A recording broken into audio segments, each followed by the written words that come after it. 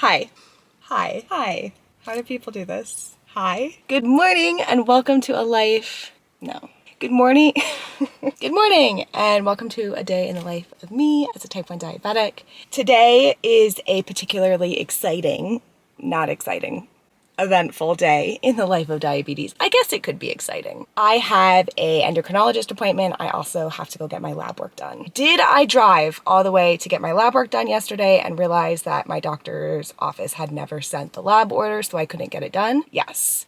Did I drive all the way to my endocrinologist office yesterday to find out that the appointment is actually today? Yes. Was it also completely pouring rain all day yesterday? Yes. Today's gonna be better. Or let's hope. I'm going to get my lab work done now. My blood sugar is 115. We love to see it. Sorry for the chip nails. And I'm just gonna take you on a day in the life, what I'm doing, how I manage my diabetes, the jobs that I juggle. Only one of them is actually a job. The other one is just running a diabetes account online, which takes a little work. Let's get to it. My appointment is actually at 10 o'clock, but I'm gonna try to sneak in early. This is my lab work appointment. I will be getting my blood drawn. I think I probably have to do a urine sample, so I chugged a water before I came.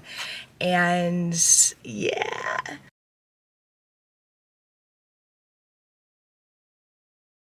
Okay, we're back in the car. Blood has been drawn, urine has been sampled. I am scared of needles given to me by people that are not me. My bangs are now dry and not styled, so kind of got something weird going on.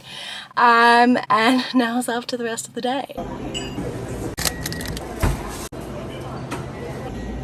If you aren't treating yourself after getting lab work done, you're doing it wrong. All right, taking a quick break from work to drink a bottle of champagne. Just kidding. This is what I water my flowers with. The time is 11:44, like an hour and a half or so since I ate, and my blood sugar is 157, but it is coming down. And this, my lab work from this morning, is still bleeding 3 hours later. I'm keeping this ugly Band-Aid thing on. It is 12:30, which means I want to try to get my lunch in before my meeting at 1. My blood sugar, 142. I'm actually eating pizza for lunch. I have leftover pizza from Sunday night. I am playing right now with whether the Omnipod 5 works better with a pre-bolus or nothing. And what I'm kind of trying right now is just adding a little bit extra to my bolus because I have been experiencing that my insulin is paused when I bolus because it thinks I have insulin on board, and if my blood sugar is fine, it pauses it because it thinks it's going to drop because it doesn't know that I ate food. That's what I think is happening. I don't actually know. So I'm going to give myself a bolus with a little bit extra than what I would normally do. Like cheese and arugula and jalapenos and red sauce. I don't know. Look at those pods up there. That's, you live in a diabetes house when you have a nice stack of pods over the microwave. I'm gonna eat this pizza, go on my meeting, and they'll report back what my blood sugar does. Oh my God, it's so good. It's about 2:30. I just spent the last maybe 2 hours after I ate my pizza at meetings and at my standing desk here. Also on meetings, sometimes I answer some comments and DMs from you guys. That is multitasking. It's about 2 hours after I ate my pizza, or did I eat that at 12:30? No, that is 2 hours, 2:30 to 12:30. We're at 1:44. So that's pretty good. Now I am going to finish up a little bit more work. I also realized that I really haven't drinking any water today, and that's what happens when I get a nice coffee. I don't want to work anymore today. Waiting for my husband to bring the car back, and then I'm gonna go. I'm not nervous, I just want to get this over with. I'm in the car, headed to my endo, and I just looked down at my blood sugar. I know 94 going down. It's not a very fast drop, but I am gonna have this juice box, and I don't feel low. I feel pretty confident that I'm gonna be fine on this drive. We're here. I did not need that juice box. My blood sugar now is 143 going up. So I'm gonna give a little bit of a correction, then we're gonna go in. I do have a list, and I like to have a list of things I'm gonna talk about with my endo while I'm there, just because I feel like I get there and she's like, do you have any questions? And I'm like, I don't think so.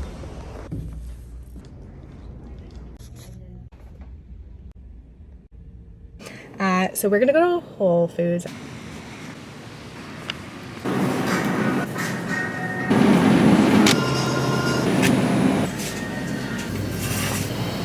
So I'm home, finally, long day. And I'm actually going to give myself, before I walk inside and start unloading my groceries and everything, I'm going to put myself on activity mode because I'm gonna do a workout. I'm going to do a workout. So here's what activity mode looks like. So you can set the duration. I'm gonna do it for 1 hour. This is what works best. If I don't do it like an hour before, even 30 minutes before, I go low during the workout. I'm just gonna do a strength workout, but still starting it beforehand really helps me out.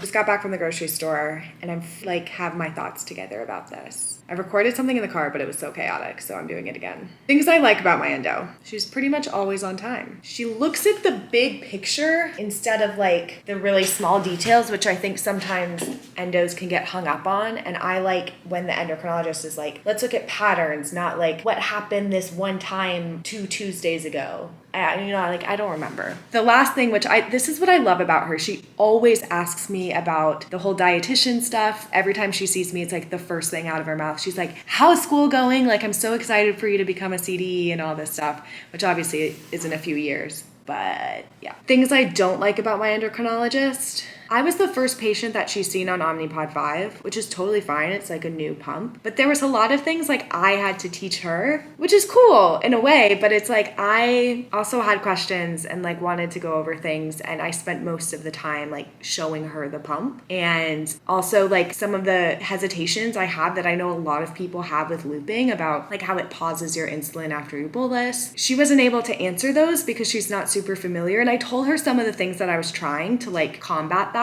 She was like, yeah, that'd be great. Yeah, that should work. Definitely try that. And I was like, okay, but kind of wanted like more suggestions from her. Other things I don't like, I feel like the appointment is always so rushed. And I think that's just endos in general. They're so busy. But I feel like I get there and she asks me a question, and before I'm even finished with my answer, she's asking me another question. I'm like, okay. Like, I think overall I had a good appointment. It's just, I always leave feeling like I wish I learned more, or I wish there was like more to it. I'm just kind of like, okay, see you next time.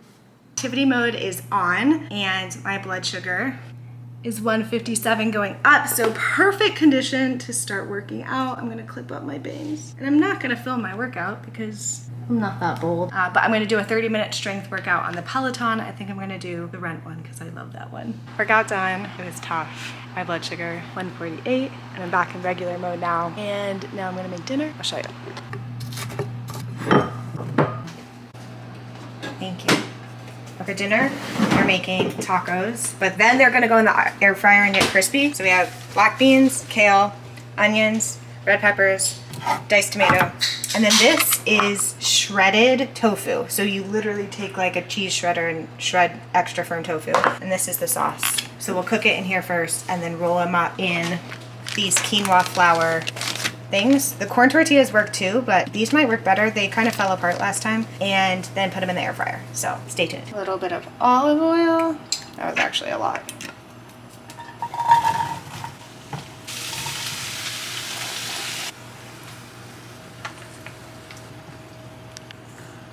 Sean is the new videographer. And we're putting in the kale. Last step. And then we'll stir this. And it's pretty much been sitting here for about 10 minutes. And then we'll put it roll it up into these. Good camera work. And then we'll put it in the air fryer, which is preheating. Okay, so the next step, and scoop it onto here. You don't want to overfill it, but you obviously want enough in there. You can kind of shake it out, and you can add cheese or whatever else you want to this. And then you're gonna fold it as tight as you can. You kind of don't want stuff coming out the sides, but sometimes that just happens. And then put it into the air fryer. This is what it'll look like when they're all in there. And then I'm gonna put it in the air fryer. Okay, so the things we took out of the air fryer after like 10 minutes, and then we have some cheese over the top. And that's what they look like on the inside. Actually, I don't know if you can see this at all. Store-bought guac. And this is chipotle aioli sauce, so it's literally one of these, like one chipotle, not the whole thing, because that would be very spicy. Vegan mayo, and then a lime. And then you blend it up, and it's like that. And it's really good, and it's kind of spicy. And my blood sugar did go up a little bit after the workout, so I'm 172, but I gave myself a pre-bolus about 30 minutes ago. So I'm ready to eat. And I'm gonna sign off now Thank you for joining me on today. I had a lot of fun. Say hi, Sean. Hello. But I'm probably gonna like watch a movie and eat some chocolate and then go to bed. But I hope you enjoyed. Let me know what other kind of content you want to see. Please like and subscribe to my YouTube channel. I love you. Have a great night or day.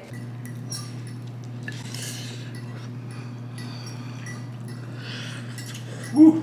Oh, hot. What is it?